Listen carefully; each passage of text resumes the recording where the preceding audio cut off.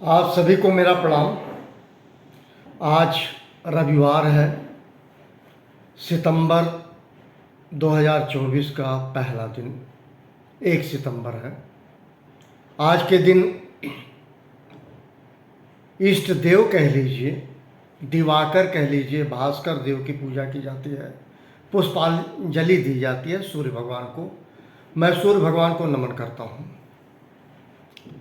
आज के दिन पूरे विश्व में विश्व पत्र लेखन दिवस मनाया जाता है। ड्राफ्टिंग का अपना मैनर होता है। मैंने प्रिंसिपल साहब बिजनेस में पढ़ा भी है। कामा होता है, फुल स्टॉप होता है, विद इन ब्रैकेट कोई चीज़ होती है। मैं लीव एप्लीकेशन के बारे में पहले भी लोगों को बता चुका हूँ। आवेदन पत्र कैसे लिखा जाता है। जैसे प्रिंसिपल को लिखना है तो टू कामा दी प्रिंसिपल, उस स्कूल का पूरा डिटेल और हर लाइन पे कामा, उसके बाद फुल स्टॉप, देन सर या मैडम या डियर सर या मैडम। उसके बाद I beg to say that I am suffering from fever, so I am unable to attend the class for 2 or 3 days, जो कुछ लिखे। उसके बाद नीचे ब्रैकेट में फ्रॉम इतने से इतना, kindly grant me leave for the same, thanking you. ये भी एक तरीका है हम जब लीव एप्लीकेशन लिखते हैं। लोग पढ़े लिख जाते हैं, तमाम लोगों को मैंने देखा है, पर लेखन लेखन है। मैं आवेदन पत्र की ही बात करूंगा। आवेदन पत्र लिखने नहीं आता। एजुकेटेड काफ़ी हैं, लेकिन अगर एक एप्लीकेशन उनसे कहा जाए लिखने के लिए, उनको असुविधा महसूस होती है। एनीवे, जानना चाहिए, कर्तव्य परायणता होनी चाहिए आवेदन पत्र के प्रति, लेखन के प्रति। हम अपनी बात को किस तरह से कहें, सम्मान पूर्वक कैसे कहें। पत्र तो कोई भी लिखे जा सकते हैं, आवेदन पत्र कोई भी लिखा जा सकता। सम्मान भाव से लेखन होता है, उसकी अपनी एक महत्ता है। एनीवे, एक बात मैं कहना चाह रहा हूँ, ये काल का युग है। हम सभी मनुष्यों पे लागू होता है। जन्म काल, मरण काल। जन्म का भी काल होता है, मरण का भी काल होता है। इसके बीच का पीरियड जो होता है वो ट्रांजिट पीरियड होता है, या परफॉर्मेंस के लिए होता है, या आप नाटक मंच में जो परफॉर्म कर रहे हैं, जीवन रूपी नाटक मंच में, उन सबों की बात करते हैं। मैं ये कहना चाह रहा हूँ, जैसे माता पिता, हर पिता अपने बेटा या बेटी, अपने संतान की ध्यान, उसकी आवश्यकता, उसकी चीज़ों को, और बच्चा कैसे खुश रहे, उसका पूरा प्रयास करता है। उसी प्रकार से परमात्मा, परमेश्वर, वो सबका पिता है, परम पिता है, उसे कहते हैं। वो अपने सारे बच्चों का ध्यान रखता है, अपने संतान का ध्यान रखता है। ठीक उसी प्रकार से जैसे मैंने पुत्र और संतान की बात कही, चाहे लड़का हो चाहे लड़की हो, किसी को बुरा नहीं मानना चाहिए। मैं कुछ सोच समझ के कह रहा हूँ कि अगर परम पिता आपके साथ है, परम पिता के आप अनुयायी हैं, परम पिता पे विश्वास है, आस्था है, तो परम पिता कभी अभी का अपने सभी बच्चे को अगाध प्रेम करता है। कभी भी सपने में नहीं सोच सकता कि मेरे बच्चे तकलीफ में रहें। मैं इसलिए कह रहा हूँ परमात्मा के विषय की एक बात, कि परमात्मा आपका है, आप कितने परमात्मा के हैं, एक बात। दूसरी चीज़, कर्मों का फल भोगना पड़ता है। इस बात को अच्छी तरह से दृष्टिगत कर लीजिए।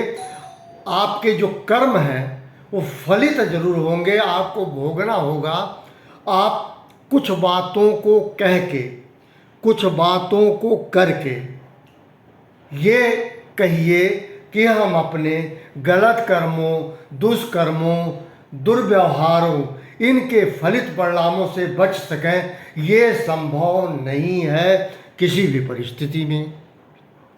आप एक चीज़ कह सकते हैं हमेशा प्रभु के लिए, प्रभु हमेशा इस तरह से कहें, प्रभु हमारा दुख दूर करें, प्रभु हमारा दुख दूर कर दो, प्रभु हमारा दुख दूर कर दो, प्रभु हमारे कष्ट दूर कर दो। दिक्कत क्या है?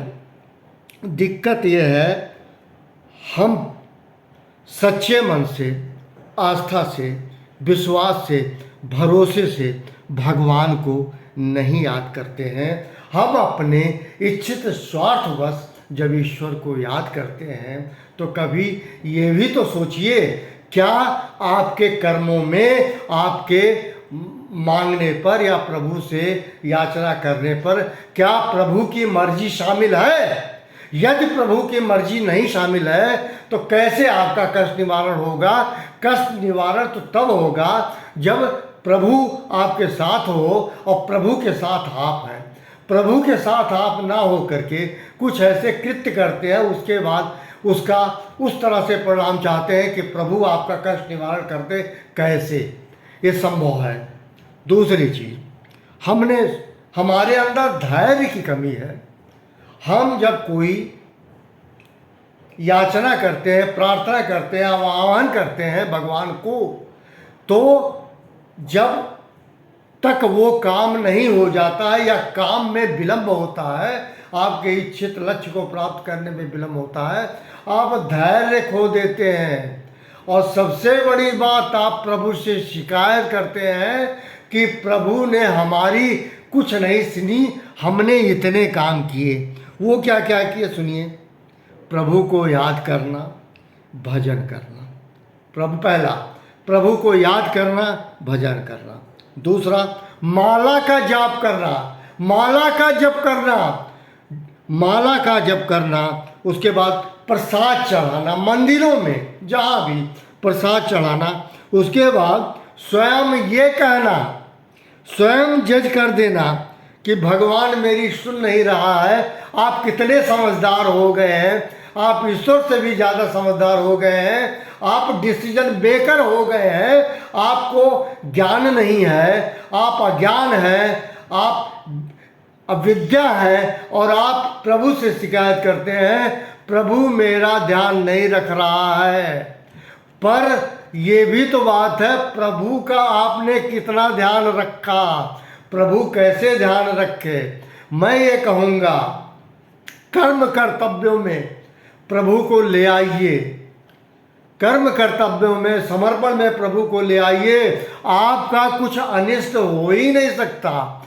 और जिन डिटर्मिनेंट फैक्टर को, जो निर्धारक तत्व आप बताते हैं, मैं फिर रिपीट कर दूं कि मैं पाठ करता हूँ, भजन करता हूँ, उसके बाद जब माला का जाप करता हूँ, प्रसाद चढ़ाता हूँ, ये सब जो करते हैं ना, ये आप जो है डराइए नहीं, प्रभु आपसे डरने वाला नहीं है। आप स्वयं भय में जिए, नहीं तो आपको दंड भय मिलेगा। लोक भय का मैं बहुत ज़्यादा विश्लेषण नहीं कर सकता, लेकिन मैं ये कहूँगा आप स्वयं भयभीत हों और प्रभु को मत डराइए। प्रभु डरने वाले नहीं हैं, प्रभु आपके कर्म कर्तव्यों को देख रहे हैं और उसी के अनुपात में क्वालिटेटिव रिजल्ट आपको मिलता है। मैं इससे ज़्यादा कुछ नहीं कहना चाहता। आज के दिन मैं समस्त बेटा बेटी सारे लोगों को मैं प्रणाम करता हूँ, नमन करता हूँ और ये पुनः कहता हूँ, आप लोग अपने कुछ ऐसे कर्म से ये मत जताइए, प्रभु सबका है, आपका अकेले का नहीं है। आप प्रभु के बच्चे हैं और पिता के साथ बच्चे को पिता के साथ कैसे राज आता है, वो संस्कार, समाज, समर्पण, ये सब जानिए, ये ज़्यादा बेहतर है। और पूजा पाठ करके, अट्ठहास करके, चिल्ला के, लाउड स्पीकर में भजन करके आप ये कह दीजिए प्रभु आपकी सुन लेगा।